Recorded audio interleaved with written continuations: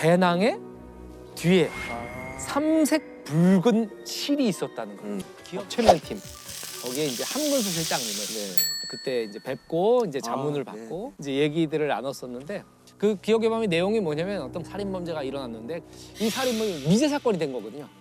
누가 죽였는지도 알 수 없게 돼버렸고 신원도 알 수 없고. 그래서 이제 최면 전문가라는 분을 데리고 와가지고 그분을 통해서 기억을 되살리는 방법. 잠재의식 속에 있는 거를. 그렇죠. 그렇게 되면서 이 범인을 자각시키는 얘기를 이제 구성을 했었는데 이게 이럴 수 있느냐? 예, 이걸 가지고 가서 이제 지금 최면 전문가이신 또 한군수 그 실장님께 제가 찾아가서 영화 개연성 때문에. 그렇죠, 그렇죠, 그렇죠. 예. 없어도 그냥 가는 거 아니에요?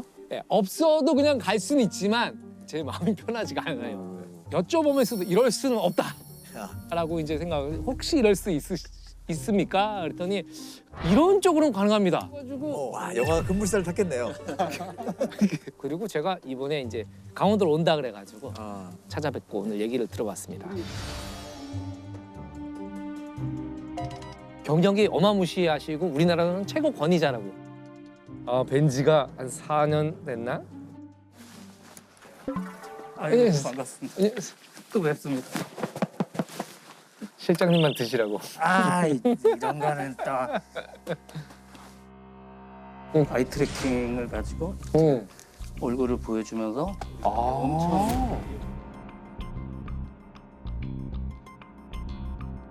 집중돼 있고 편안한 상태에서 기억과 결합을 시키는 게 이제 법치면이 되는 거고 강제로 유도를 하고 최면 상태를 만들어주는 게 아니고 스스로 해야 돼요. 그러니까 저희 같은 경우는 옆에서 집중하는 방법을 알려줄 뿐이지 제가 그 현장에 대해서 강제로 네. 관련된 기억을 끄집어낼 수는 없다는 거. 이제 오늘 감독님도 이제 해보실 거지만 우리가 제가요? 인지신경과학적인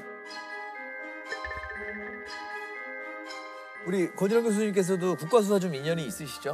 그때 한국수 실장으로서 배운 법체면 수사를 실제 사건에서 많이 적용을 해봤었어요. 목격자나 범인한테 많이 쓰나요? 아니죠. 목격자와 피해자.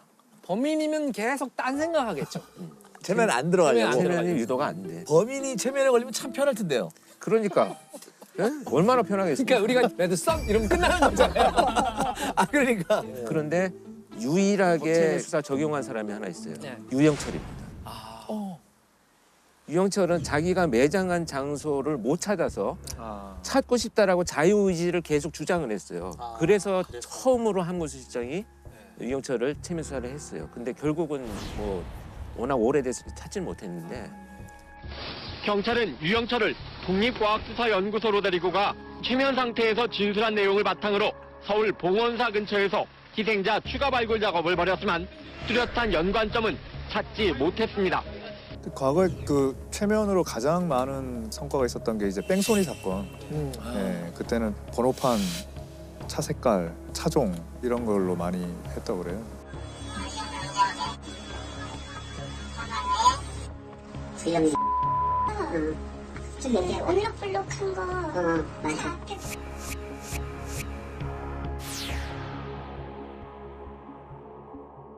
요즘에는 CCTV나 블랙박스가 많잖아요. 사실은 범행 현장이나 혹은 범인을 그런데 요즘에도 사실은 어떤 한정된 공간, 예를 들면 어떤 의존할 수 있는 건 피해자 진술밖에 없잖아요. 그렇죠. 이제 근데 이분이 심리적 트라우마 때문에 정확한 진술을 할 수 없을 때, 아니면 이제 목격자가 사건을 목격했는데 기억을 못 하시는 거예요. 이런 경우에 이제 검사를 이제 실시하는데, 그리고 요즘에는 많이 알려져서 목격자나 피해자분들이 스스로 요청하시는. 오기도 해요. 그러니까 어딘가에 저장돼 있는 것을 인출해내는 과정을 만들어주는 거예요. 그러니까 예를 들면 어저께 점심 뭐 먹었어요? 그럼 점심 뭐 먹나 생각하면 모르는데 내가 누구랑 몇 시에 어디서 만나서 무엇을 먹었어요? 그러면 뭐 먹었어요? 이렇게 찾는 것처럼 인출 단서를 제공해 주는 겁니다. 그래서 어떤 의미에서는 그냥 기억을 찾는 걸 도와주는 그런. 그러니까 김상욱 교수님 같으신 분들은 처음에는 잘 안 걸릴 수 있어요. 왜냐면 의심이 많거든요. 제가 여쭤봤더니 단계가 있다 그러시더라고요. 처음에는 이제 면담을 하신대요. 일단은 의식이 있는 상태에서 기억나시는 것들에 대해서 이 얘기를 듣고 분석을 하신다는 네, 거예요. 네. 시계로 하는 거 아니군요. 이거. 시계로 하는 게 아니에요. 그런 도구를 잘 안 써요. 예, 예, 이거 라이터를 이렇게? 켜라 안 하세요? 라이터를 켜라? 도구를 잘 쓰지 않아요. 네. 전체적으로 심신을 완전 안정된 상태에서 자, 당신은 어떤 방문 앞에 서 있습니다. 거기는 기억의 방이라는 이름의 방입니다. 이 문을 열게 되면 그 시간으로 그 장소로 가게 돼서 그걸 보게 될 겁니다. 그 방으로 들어가는 거예요. 뭐가 제일 먼저 보이나요? 이제 이런 식으로 이제 계속 하나하나 이제 더 살려내는 거군요. 예. 이야기를 쭉 듣고 지금까지 제가 질문하지 않은 것이 있으면 하고 싶은 얘기는 아무거나 해주세요.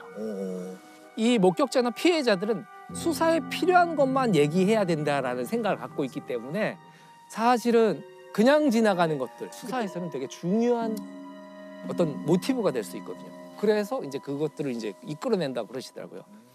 어떤 경우들이 있었나요? 제가 여쭤봤어요. 2019년도에 여고생이 야간 열차 안에서 성추행 당한 사건이 있었어요. 이 여학생이 피곤해가지고 잠을 자고 있는데 뭔가 좀 느낌이 이상해서 눈을 떴는데 아무도 없어요. 다시 잠이 들었는데 또 느낌이 이상해서 봤더니 자기 신체 부위에 손이 있다가 뒤를 돌아봤더니 벌써 범인은 도주하는 상태죠. 소리를 지르면서 이 범인을 따라가죠. 따라가는데 찾지 못해요. 이 학생이 기억하는 건 까만색 상하의를 입었고 뭔가를 갖고 있었던 것 같은데 기억이 잘 안 난다. 그래서 이제 법체면을 이제 실시한 거죠. 그렇게 돼서 이 학생이 배낭을 메고 있었고 그 배낭에 뒤에 삼색 붉은 실이 있었다는 걸 기억해내요. 그래서 각 역마다 있는 CCTV에 그 그거를 복장에 그 가방에 삼색 붉은 실이 있었던 사람 특정해내서 어떤 경우가 있었냐면은 신혼부부가 있었는데 아내분이 2층에 있다가 강도를 당한 거예요. 강도에서 위협당하는 상황에서 남편이 2층으로 온 겁니다. 범인이 갖고 있던 흉기에 남편이 살해당해요. 그리고 범인이 도주해요. 아내가 그 사건, 자기 남편이 살해되는 현장을 본 거 아닙니까? 그런데 얼굴이나 인상 자기를 전혀 기억을 못하는 겁니다. 이렇게 트라우마 때문에. 정서적 데미지가 너무 강했기 때문에 그런 경우에는 이 범인은 지금 방탄 유리로 된 방에 갇혀 있어요. 그리고 그 사람은 지금 마네킹이 되어버렸습니다. 우리가 하는 얘기를 듣지도 못하고 당신을 보지도 못합니다. 그렇게 보호해 주는군요. 예, 보호해 주는 거예요. 그래야 이분이 그걸 떠올릴 수 있는 용기가 생기는 거예요. 심리적 저항을 제거시켜주는. 그렇죠. 상상의 촉각으로 이 당시에 굳어진 범인의 얼굴을 만지면서 그걸 생각보다 굉장히 섬세하네요. 그렇더라고요. 그래서 저도 제가 직접 받아봤거든요. 기억할 준비를 하고 있기 때문에 이제 훨씬 더 쉽고 빠르게 할 수 있다. 자, 지금 김은희 작가님과 첫 데이트하는 장소입니다. 지금 아내분과 첫 데이트 장소가 어디죠? 신사동에 있는 꽃게집이요. 거기서 두 분이 뭘 하셨나요? 술을 먹었어요. 근데 그때 갑자기 떠오른 거예요. 와, 나 놀랐어. 오케이. 있겠지. 예. 그래서 뭐 하시나요? 술 먹습니다. 아, 술 종류라든지 뭐 술에 대해서 좀 더 설명해 보시면 어떨까요? 저는 맥주를 아, 맥주를. 김은희 씨는 청을 시켰고요. 김은 씨가 그때 먹었던 술이 처음이거든요. 새까맣게 입고 있었어.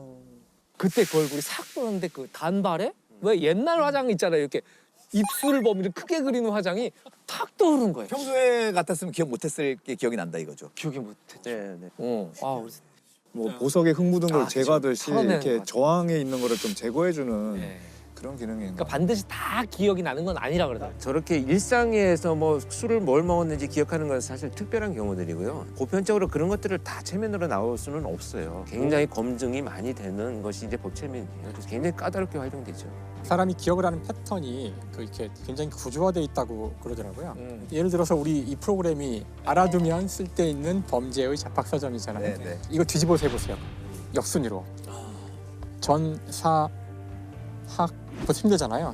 같은 곳에 기억이 저장돼 있으니까 금방 나올 것 같지만 전문가가 하나씩 그 기억을 끄집어내는 정확한 루트를 따라서 갈 때만 그 기억이 나오는 거지 해봤자 안 나온다는 거예요. 근데 이 영화에 보면 없던 기억을 이렇게 넣는 경우도 있잖아요. 이런 것도 가능한가요? 그걸 이제 암시라고 하는데요. 암시에 취약한 사람들이 있어요. 야, 너 뭐 이런 거잖아. 이렇게 됐잖아. 너 그거 뭐 이렇게 된 거 같잖아. 라는 암시성 질문을 하게 되면 그것을 작화해서 만들어요. 그래서 수사관 질문은 굉장히 공정하게 질문이 되어야 되지. 그 박사님 말씀이 되게 법적으로 되게 중요한데 이제 형사 재판에서는 증거 능력이라고 증거가 될 수 있는 자격이 그게 되게 엄격해요. 근데 암시는 치명적이에요. 그렇죠. 증인이 그 전에 최면을 받았다. 그럼 의심이 확 되는 거죠. 항상 그런 위험이 있어요. 결정적 증인의 증언이 최면을 했다라는 다, 오히려 다 무너질 수가 있어요.